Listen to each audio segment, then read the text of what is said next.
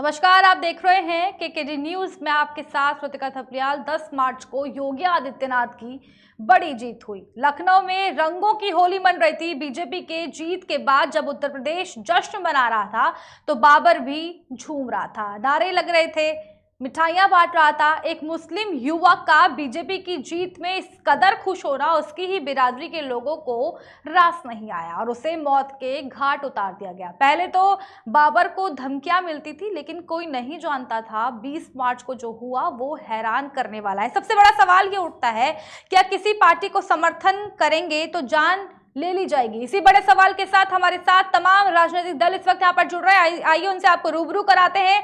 Bharatiya Janata party से हमारे साथ अजितेश जायसवाल इस वक्त जुड़ रहे हैं। आपका बहुत स्वागत हमारे साथ इस खास कार्यक्रम में जुड़ने के लिए। आम आदमी पार्टी से हमारे साथ में उमा सिसोदिया जी इस वक्त जुड़ रही हैं। आपका बहुत स्वागत हमारे साथ इस खास कार्यक्रम में जुड़ने के लिए। और वरिष्ठ पत्रकार विजय सोलंकी इस वक्त हमारे साथ में जुड़ रहे हैं। आपका बहुत स्वागत हमारे साथ इस खास कार्यक्रम में जुड़ने के लिए। भारतीय जनता पार्टी से अजित जायसवाल जी जुड़ रहे हैं। कांग्रेस पार्टी से पवन तिवारी इस वक्त हमारे साथ में जुड़ रहे हैं। आप सभी का बहुत बहुत स्वागत हमारे साथ इस खास कार्यक्रम में जुड़ने के लिए। बड़ा सवाल वही आता है, क्या दूसरे समुदाय के लोग अगर भारतीय जनता पार्टी को समर्थन करेंगे तो क्या जान ले ली जाएगी? इसी बड़े सवाल के साथ सबसे पहले आम आदमी पार्टी से उमा सिसोदिया जी आपके पास इसी सवाल के साथ आ रही हूँ। बहुत दुर्भाग्यपूर्ण है जो ये घटना यूपी में घटित हुई है, बहुत दुर्भाग्यपूर्ण है और इस घटना की जितनी भर्त्सना की जाए उतनी कम है। और दूसरी बात, जब हम ये कहते हैं कि दिल्ली यूपी में कानून व्यवस्था बहुत बेहतरीन है और योगी जी का बड़ा सुशासन चल रहा है, ऐसे सुशासन में, ऐसी कानून व्यवस्था में अगर इस तरह की शर्मनाक घटनाएं होती हैं तो कहीं ना कहीं एक बड़ा क्वेश्चन मार्क हमारी कानून व्यवस्था पर, हमारे पुलिस पर भी लगता है। लेकिन सबसे बड़ा क्वेश्चन मार्क लगता है इस समाज पर। हम कौन से समाज में जी रहे हैं कि हम एक व्यक्ति की जान ले लेते हैं अगर वो जिस पार्टी को पसंद करता है और वो पार्टी जीत जाती है। ये फासिस्ट ताकतें हैं और मैं इन ताकतों की कठोर भर्त्सना करती हूँ। लोकतंत्र में हमें पूरा अधिकार है, हमें पूरी तरह से ये अधिकार है कि हम किस पार्टी की विचारधारा को माने, हम किस नेता का अनुसरण करें और हम किस पार्टी को वोट दें। यही लोकतंत्र की खूबसूरती है। लेकिन अगर ऐसे में किसी एक व्यक्ति को जान गंवानी पड़ती है तो मैं समझती हूँ कि लोकतंत्र के ऊपर बहुत बड़ा धब्बा है। और मैं पुलिस से और योगी आदित्यनाथ जी से मैं बिल्कुल आग्रह करती हूँ उनके दोषियों को कड़ी से कड़ी सजा होनी चाहिए और ये जो सजा है ये बहुत त्वरित होनी चाहिए ताकि इस तरह की घटनाओं की पुनरावृत्ति ना हो। और बाबर और उनकी फैमिली को भी मैं सांत्वना देना चाहूंगी कि जो कुछ भी उनके साथ हुआ है वो बहुत शर्मनाक रहा। ठीक है, मैं लौटूंगी आपके पास। उमा सिसोदिया जी समाजवादी पार्टी से तारिक खान हमारे साथ में जुड़ गए। आपका स्वागत है हमारे साथ इस खास कार्यक्रम में जुड़ने के लिए। इसी बड़े सवाल के साथ में मैं आपके पास में आ रही हूँ, क्या किसी पार्टी को समर्थन करने से क्या जान ले ली जाएगी? इसी बड़े सवाल के साथ मैं आगे बढ़ रही हूँ। हमारे साथ तमाम यहाँ पर लोग जुड़े हुए हैं। अजितेश जायसवाल जी भारतीय जनता पार्टी से, मेरी आवाज आप तक आ पा रही है क्या? किस तरीके से इस घटना को देख रहे हैं? संपर्क कहीं ना कहीं जो है हमारा टूट रहा है। उमा जी, किस तरीके से आम आदमी पार्टी जो है इस घटनाक्रम को देख रही है? लगातार संपर्क भी यहाँ पर टूट रहा है, मैं आगे भी बढ़ूंगी। तारिक खान जी, आवाज पहुंच पा रही है मेरी आप तक? जी आवाज पहुंच रही है। तारिक खान जी, किस तरीके से इस पूरे घटनाक्रम को आप देख रहे हैं? नहीं देखिए, समाजवादी पार्टी इस तरीके की किसी भी टाइप की लिंचिंग को कंडेम करती है और हम इसको हर तरीके से इसको खारिज करते हैं, हम इसकी भर्त्सना करते हैं और हम इसकी निंदा भी करते हैं। लेकिन यही सबसे सटीक वक्त है कि आप लिंचिंग पे एक कानून बना दें। मैं तबरेज, पहलू, इखलाक और बाबर, जिसकी अभी लिंच किया गया, इनको कतई अलग नहीं कर रहा हूं, इनको सबको एक ही साथ रख के आपको बता रहा हूं कि इन सब की प्रॉब्लम यह है कि इनको लिंच कर दिया गया और हमारे पास लिंच का कोई स्पेशल कानून नहीं है। लिंचिंग अगर मॉब 1 से ज्यादा किसी के ऊपर अटैक करता है तो एक सब सेक्शन है 223 ऑफ क्रिमिनल प्रोसीजर कोड, वो लगता है। लिंचिंग के लिए कोई अलग से कानून नहीं है। एक पर्टिकुलर स्टेट झारखंड ने उसके लिए कानून बनाया। ये सबसे बेहतर वक्त है योगी जी और मोदी जी के लिए कि इसके लिए एक स्पेशल कानून बनाए जिसके दायरे में सब आते हैं। ना इखलाक के साथ ये हो, ना बाबर के साथ हो, ना पहलू खान के साथ हो और ना तबरेज के साथ हो। तो इस तरीके की घटनाओं का समाजवादी पार्टी बिल्कुल खंडन करती है। ये लोकतंत्र है, इसमें सबको आजादी है अपने हिसाब से अपना जो नेतृत्व है उसको चुनना, अपना लीडर का चयन करना, अपना समर्थन देना। लेकिन बड़ा सवाल, कई इस घटना से तारिक खान, एक और सवाल के साथ में आपके पास में आ रही हूँ। आपके आपके पास इस सवाल के साथ मैं आ रही हूँ। बड़े सवाल कहीं ना कहीं घटनाक्रम जो है, बड़े सवाल कहीं ना कहीं जो है खड़े कर देता है। क्या राजनीति इतनी बढ़कर बड़ी हो गई है, चुनावी राजनीति में इतनी नफरत हो गई कि आप किसी व्यक्ति को मौत के घाट उतार देते हैं? कौन है वो लोग आखिर? उत्तर प्रदेश में चुनावी माहौल चल रहा था, चुनावी माहौल अभी भी कहीं ना कहीं चल रहा है। शपथ ग्रहण समारोह सही तरीके से खत्म भी नहीं हुआ कि इस तरीके की घटना सामने आ जाती है। तारिक खान जी, ये सवाल मुझसे है जी नहीं, मैं तो पहले से ये बात कह रहा हूँ कि ये घटना बिल्कुल निंदनीय है। समाजवादी पार्टी हर स्तर पर इसकी निंदा करती है कि अगर वो बाबर था या वो रमेश होता, राम होता या बाबर की जगह तारिक होता, उसको बिल्कुल इस चीज का अधिकार है कि वो अपना समर्थन अपने हिसाब से किसी भी पार्टी को दे।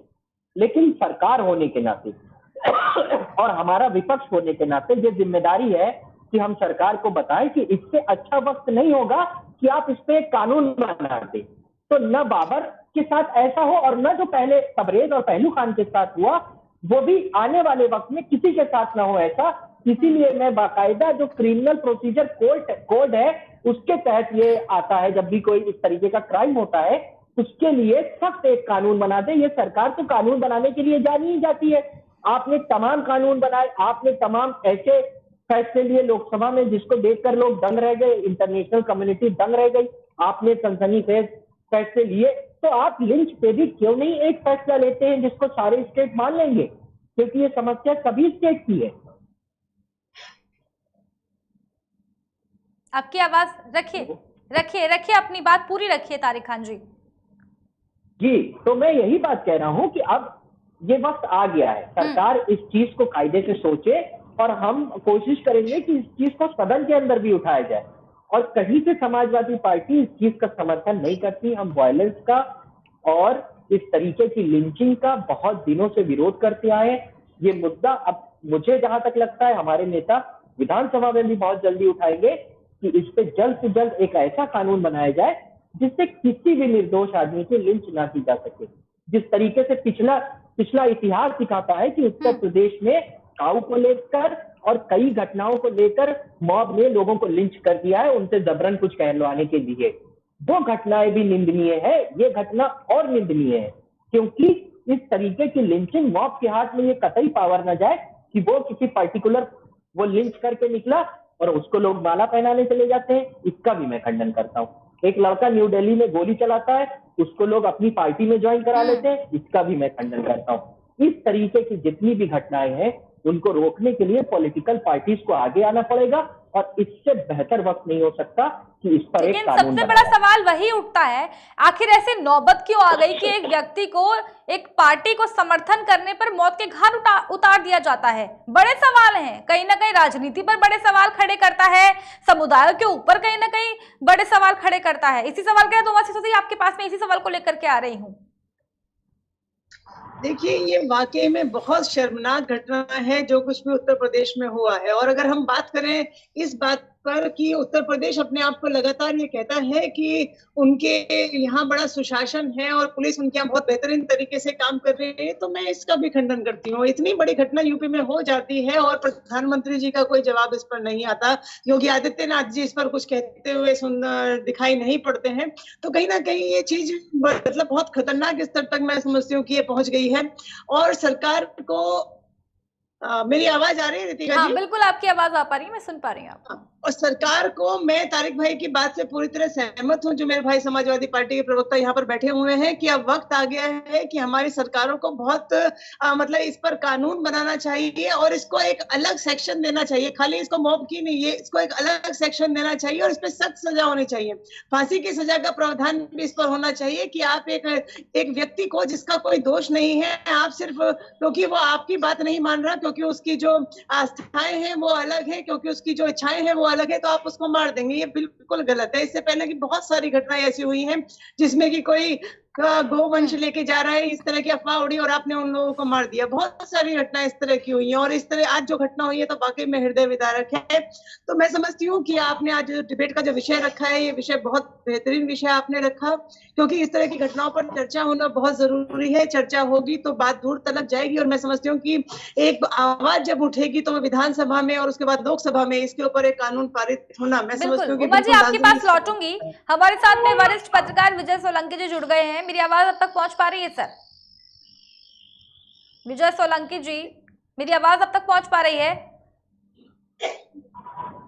विजय सोलंकी जी, माइक म्यूट है आपका, अनम्यूट करिए। ये वाला जी, इसी बड़े सवाल के साथ मैं आपके पास में आ रही हूँ कि उत्तर प्रदेश में जश्न का माहौल थमा भी नहीं और इतनी बड़ी घटना उत्तर प्रदेश में हो गई। विजय सोलंकी जी, आवाज पहुंच पा रही है आप तक?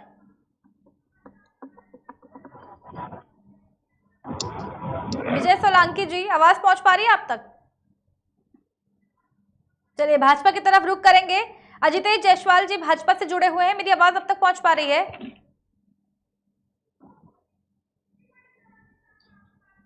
संपर्क कहीं ना कहीं टूट रहा है। तारिक खान जी, इसी सवाल के साथ मैं आपके पास में आ रही हूं। उत्तर प्रदेश की अगर बात की जाए, जश्न का माहौल थमा भी नहीं, शपथ ग्रहण समारोह सही से थमा भी नहीं, इतनी बड़ी घटना उत्तर प्रदेश में हो जाती है। क्या एक मुस्लिम समुदाय के व्यक्ति अगर भाजपा को समर्थन करता है तो क्या उसे मौत के घाट उतार देना चाहिए? किस तरीके से इस घटना को आप देख रहे हैं? दिल दहला देने वाली घटना कहीं ना कहीं उत्तर प्रदेश में इस वक्त हुई है, वो भी बाबा के राज में, भाजपा के राज में इस तरह की घटना आप देखने को मिल रही है। बेहद शर्मनाक घटना है। बाबा के राज में मैं खुद इस घटना के लिए, क्योंकि मैं खुद एक मुस्लिम हूँ, मैं इस घटना के लिए वाकई में शर्मिंदा हूँ कि मुस्लिम समाज से ये घटना हुई है और मैं इसकी हर लेवल पे इस पे कंडेम करता हूँ इस चीज को। और जो बाबा का राज की बात है तो वो लॉ एंड ऑर्डर की बात करते, तो इनका लॉ एंड ऑर्डर कुछ पर्टिकुलर, मैंने फिर कहा, मैं बार बार इस चीज को कहता रहता हूँ मीडिया पे कि इस गवर्नमेंट की अप्रोच बहुत ज्यादा सेलेक्टिव रही है शुरुआत से ही। देखिए, सेलेक्टिव अप्रोच आप नहीं रख सकते डेमोक्रेसी में। जब आप सेलेक्टिव अप्रोच रखते हैं, इसका मतलब है कि आप कुछ लोगों को अंडर एस्टिमेट करते हैं और कुछ लोगों को थोड़ा सा सुपरवाइज करते हैं, उनको सुप्रीम पावर, उसको थोड़ा सा ऊपर रखते हैं। जब आप ये करेंगे तो जिन लोगों को आपने ऊपर रखा है थोड़ा सा, उनको लगेगा कि हमारे पास कुछ एडेड एडवांटेज है और वो जो कानून है, जो डेमोक्रेसी है, जो लोकतंत्र है, उसके ऊपर उठ के कुछ कर सकते हैं। ये चीज सबसे ज्यादा खतरनाक होती जा रही है एक डेमोक्रेटिक कंट्री के लिए। इस चीज को आप ऐसे भी देख सकते हैं कि कई देश इस चीज का उदाहरण भी बने जहां पर जो ह्यूमन राइट्स है उसका वायलेशन जब होने लगता है तो उस देश में बहुत बड़ी बड़ी समस्याएं खड़े होने लगती हैं और ये कहीं ना कहीं ह्यूमन राइट वायलेशन का बहुत मैं लौट कर आऊंगी आपके पास तारिक खान जी, मैं लौट रही हूँ, मैं फौरन आपके पास में लौट रहा हूँ, लेकिन उससे पहले कांग्रेस पार्टी से हमारे साथ में पवन तिवारी जी जुड़ चुके हैं। स्वागत है आपका। मेरी आवाज अब तक पहुंच पा रही है सर? इसी बड़े सवाल के साथ आपके पास में आ रही हूँ। उत्तर प्रदेश में इस तरह की घटना किस तरीके से कांग्रेस पार्टी इसको देख रही है? पवन तिवारी जी, आवाज पहुंच पा रही है? पवन तिवारी जी, आवाज पहुंच पा रही है आप तक? हेलो जी जी, अपनी बात को रखिए सर। जी, कौन? चलिए, संपर्क कहीं ना कहीं टूट रहा है। एक बार वरिष्ठ पत्रकार विजय सोलंकी जी के पास में लौटूंगी। मेरी आवाज पहुंच पा रही है? संपर्क कहीं ना कहीं टूट रहा है। भारतीय जनता पार्टी की तरफ रुख करेंगे। अजितेश जायसवाल जी, आवाज पहुंच पा रही है आप तक? जी बोलिए। हाँ, अजितेश जायसवाल जी, किस तरीके से देख रहे हैं इस इतनी बड़ी घटना को जो यूपी के अंदर घटित हो गई है? हेलो अजितेश जायसवाल जी, किस तरीके से देख रहे हैं?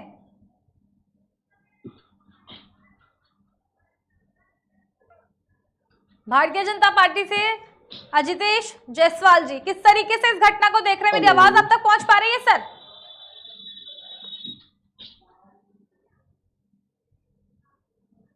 हेलो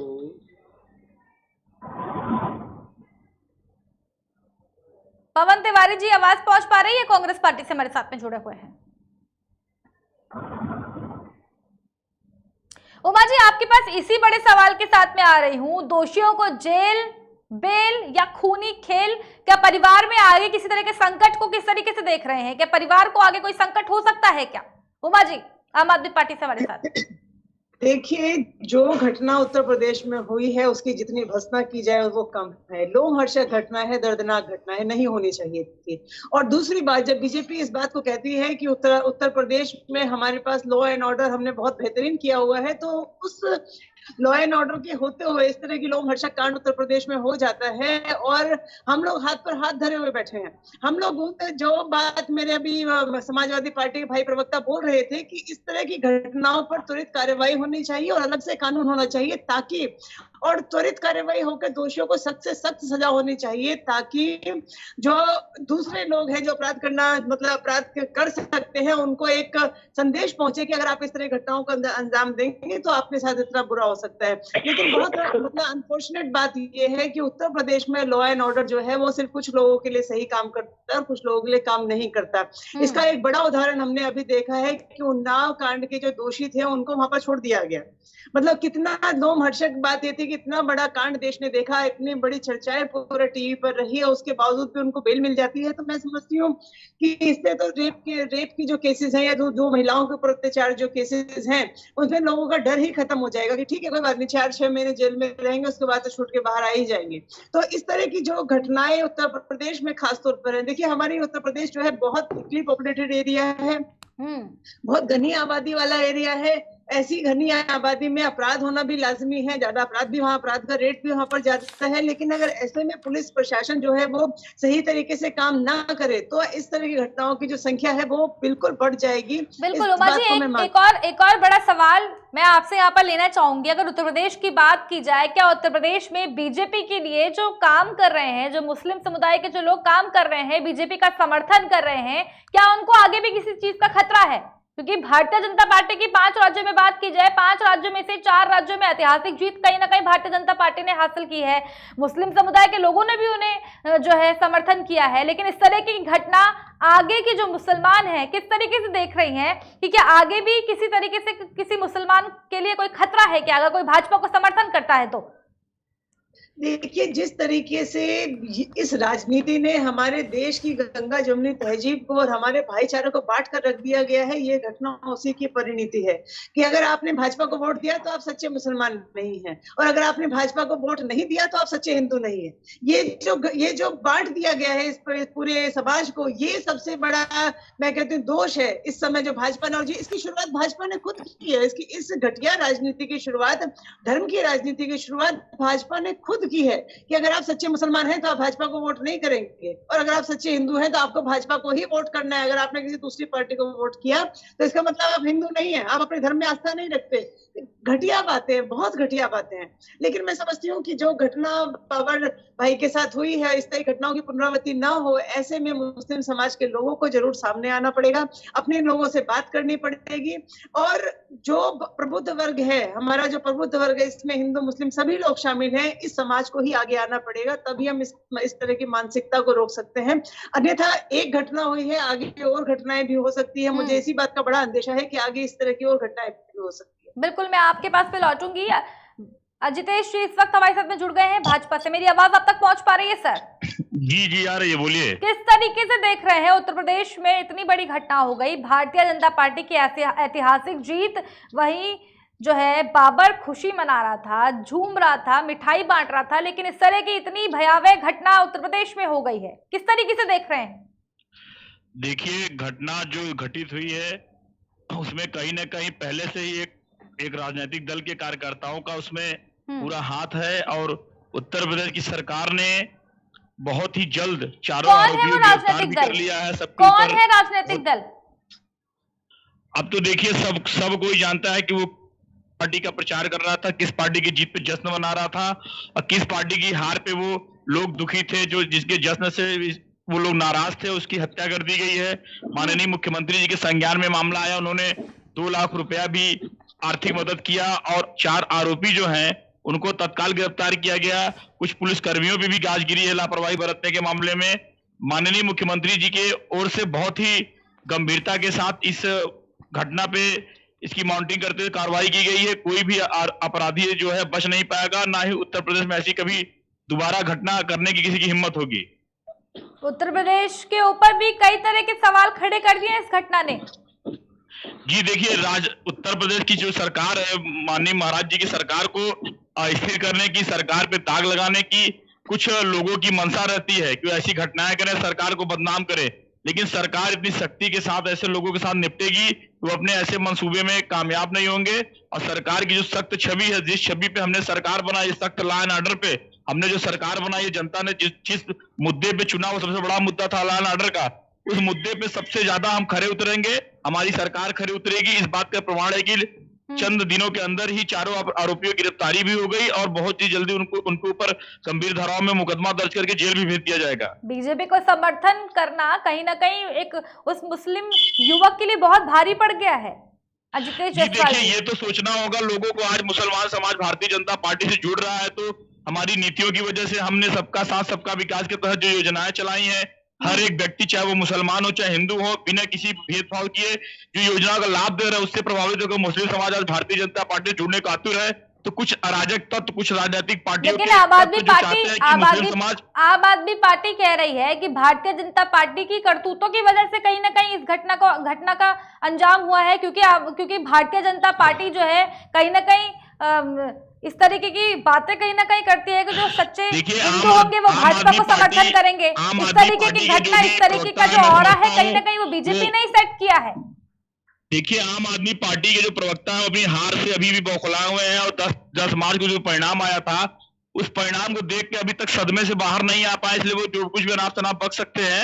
हकीकत यह है कि जिस तरीके के सख्त law and order Uttar Pradesh में बाबा जी की सरकार में है, पूरे देश में अन्य राज्यों के लोग ये चाहते हैं कि उत्तर प्रदेश में जैसी उत्तर प्रदेश सरकार है वैसे बाबा के राज में इतनी बड़ी घटना घट जाती है सर, फिर भी बाबा के राज में घटना के पीछे कुछ रीजन था।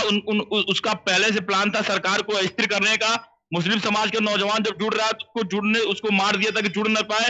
ऐसी बहुत सारी चीजें निकल के आएंगी। अभी आप देखेंगे खुलासा जब होगा, आरोपी गिरफ्तार हो गए हैं, बहुत जल्दी खुलासा भी होगा। तो ये हमारी नीतियों से परेशान है कि भाजपा की इतनी अच्छी नीति है कि सबका साथ सबके विकास कर रही है और उस पे आज मुस्लिम समाज भी जुड़ने का था। बताइए, 25 साल का नौजवान बाबर मिठाई बांट रहा है, कितनी बड़ी बात है। जो लोग कहते हैं कि भाजपा के ऊपर आरोप लगाते हैं कि मुसलमानों के विरोध में काम करती है, एंटी मुस्लिम काम करती है, उनके मुंह पे एक तमाचा है कि एक मुस्लिम समाज का नौजवान भाजपा की जीत पे मिठाई बांट रहा है। उसके समाज को सम्मान मिलना चाहिए, लेकिन उसके जो लोगों ने काम किया, बहुत एक घृणित काम किया, इसका खामियाजा सरकार के लॉ एंड ऑर्डर की वजह से भुगतना पड़ेगा, उसे जेल जाना पड़ेगा और दोबारा ऐसी कोई हरकत करने का प्रयास नहीं करेगा। ठीक है, मैं लौटूंगी। तारिक खान जी, इसी बड़े सवाल के साथ में आपके पास में मैं लौट रही हूँ। भारतीय जनता पार्टी का कहना है कि भारतीय जनता पार्टी इतना अच्छा काम पूरे देश भर में कर रही है, इतना अच्छा काम पूरे उत्तर प्रदेश में कर रही है कि मुस्लिम समुदाय के लोग भी कहीं ना कहीं जुड़ रहे हैं, लेकिन राजनीतिकरण कहीं ना कहीं कर रहे हैं। और जो अगर बात की जाए जिस तरीके से उनका कहना है कि जो पार्टी जीतते जीतते कहीं ना कहीं हार गई, सेकेंड नंबर पर कहीं ना कहीं रही, यानी कि विपक्ष की अगर बात की जाए तो विपक्ष को भी कहीं ना कहीं इस घटना में वो घेर रहे हैं, कहीं ना कहीं सवाल आप पर दाग रहे हैं। तारिक खान,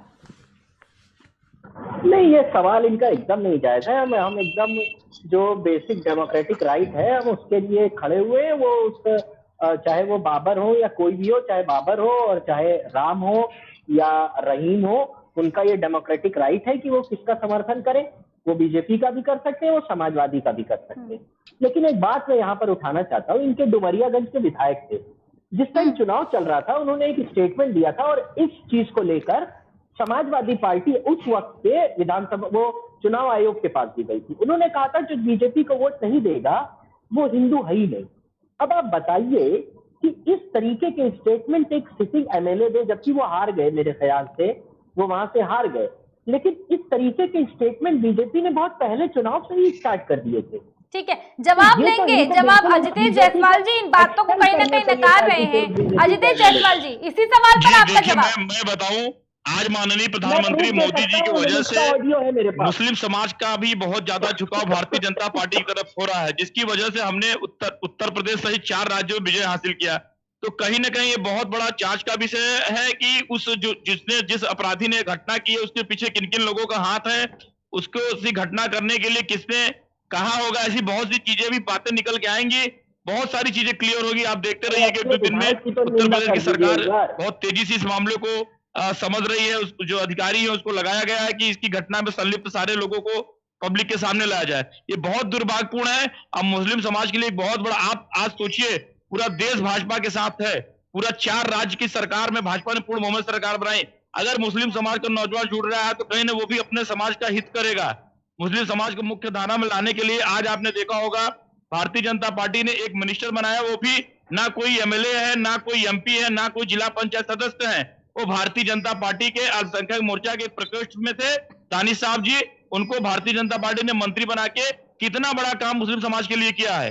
ऐसे लोग जो नहीं चाहते कि मुस्लिम समाज भारतीय जनता पार्टी से जुड़े, वो लोग जिसे अपना वोट बैंक समझे हैं, हमेशा अपना वोट बैंक समझ के अपना अधिकार जताए हैं, सत्ता की मलाई क्या है, ऐसे लोगों के तार मुझे लगता है तारिक खान जी, बहुत इन्हीं जल्दी सवालों पर सामने आपका आएगा। कमेंट, मैं इतना ही कहूंगा इस पे। इसी पर आपका कमेंट। नहीं, बिल्कुल आप बिल्कुल जो 20% आबादी है उसका प्रतिनिधित्व कराइए अपने मंत्रालय में, आप चुनाव जीते हैं।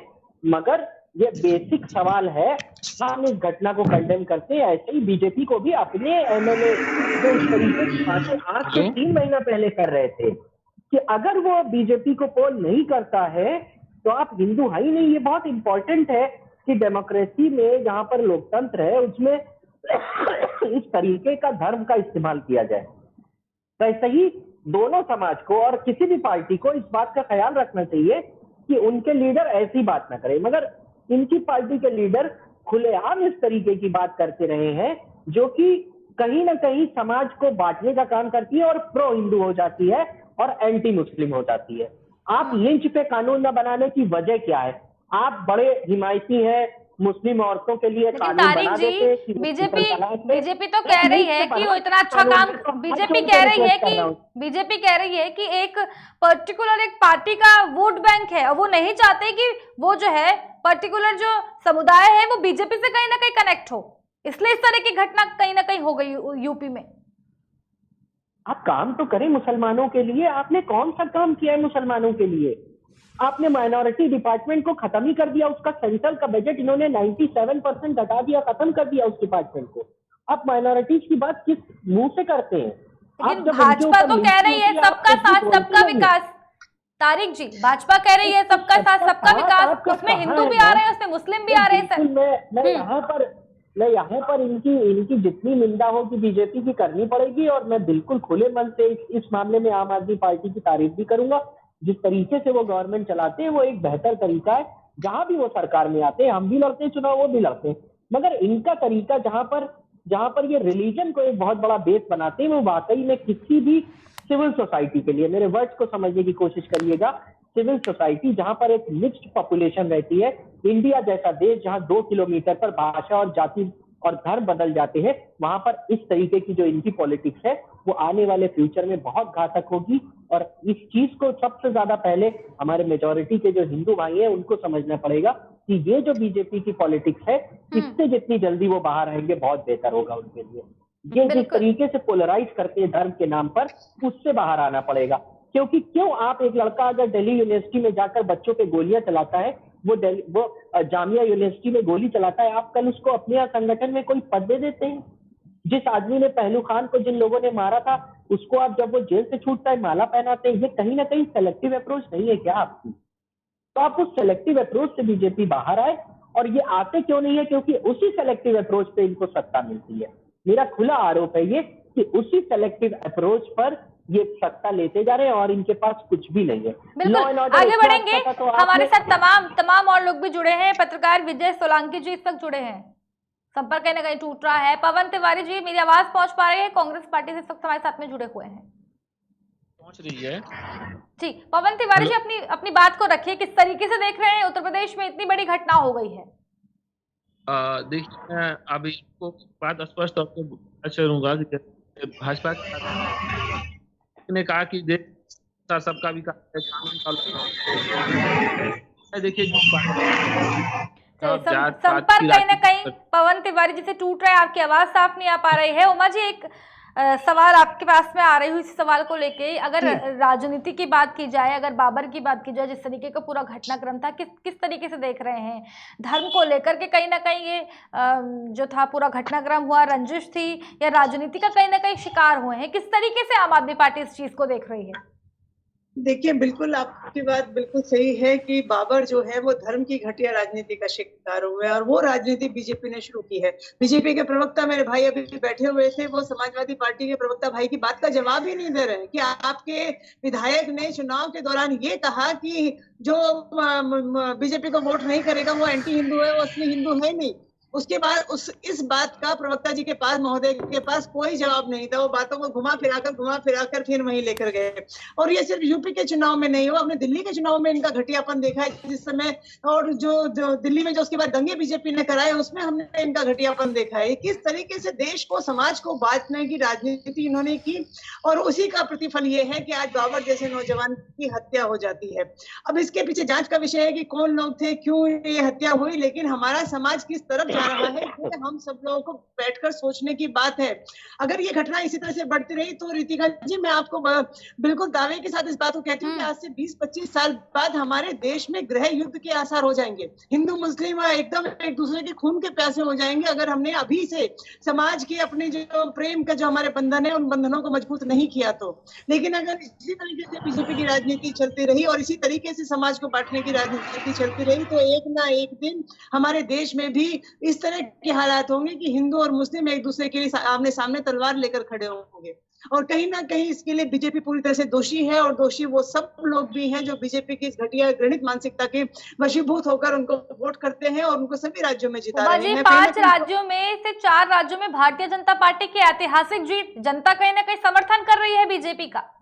मैं यही बात रितिका जी आपको भी मतलब यही बात मैं कह रही हूँ कि इस तरह की राजनीति जिसमें समाज को पूरी तरह से बांट कर राजनीति की जा रही है और उसको लोग समर्थन कर रहे हैं तो ये बहुत गलत है, लोकतंत्र के लिए बहुत बड़ा खतरा है। और हम कहीं ना कहीं हिटलर शाही की तरफ बढ़ रहे हैं कि हम अगर हिंदू हैं, हम अगर बीजेपी को सपोर्ट कर रहे हैं तो हम सुपीरियर हैं, और अगर वो हमें सपोर्ट नहीं कर रहे हैं तो वो कहीं ना कहीं इंफीरियर है और दूसरे दर्जे के नागरिक है। उनके साथ दूसरे दर्जे के नागरिक जैसा जो है वो उनके साथ व्यवहार होना चाहिए। तो कहीं ना कहीं हम लोग फासिस्ट की तरफ जा रहे हैं। और कहीं ना कहीं आप ये देखिएगा कि जिस तरीके के हालात देश में धीरे धीरे पनपते जा रहे हैं, बनते जा रहे हैं, हम सभी बुद्धिजीवी लोगों के लिए ये बड़ी चिंता का विषय इस समय बन गया है कि किस तरीके से इन चीजों को रोका जाए। बिल्कुल, मैं भाजपा के पास में इसी सवाल के साथ में आ रही हूँ। क्या उत्तर प्रदेश में बीजेपी के जो समर्थक हैं, अगर देश भर की भी बात की जाए, जो मुस्लिम समर्थक हैं, क्या उनके लिए आगे किस तरीके का खतरा देख रहे हैं? अगर इस तरीके से चलता रहा तो क्या मुस्लिम समुदाय जुड़ पाएगा बीजेपी से?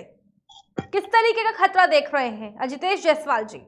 जी देखिए, ये खतरा नहीं है, ये ऐसी घटना है जिसकी पुनरावृत्ति नहीं हो पाई। जैसा मैंने आपको बताया, भारतीय जनता पार्टी ने जितना सबके लिए काम किया उतना ही काम मुस्लिम समाज के लिए भी किया। जैसे कि मैंने आपको बताया, खतरा तो कहीं ना कहीं है। इस तरह की घटना उत्तर प्रदेश में हो जाती है, भाजपा के राज में हो जाती है, जश्न का माहौल नहीं थमा, शपथ ग्रहण समारोह नहीं थमा और इतनी बड़ी घटना हो गई, तो खतरा तो कहीं ना कहीं है। छोड़ने वाली नहीं है, डर रहा है ना। ये ऐसा नजर बनेगा ये घटना कि किसी की हिम्मत मुस्लिम समुदाय तो कहीं ना कहीं डर रहा है बीजेपी का, बीजेपी को समर्थन करने से। इस घटना से तो कहीं ना कहीं डर लोगों के मन में बैठ गया सर।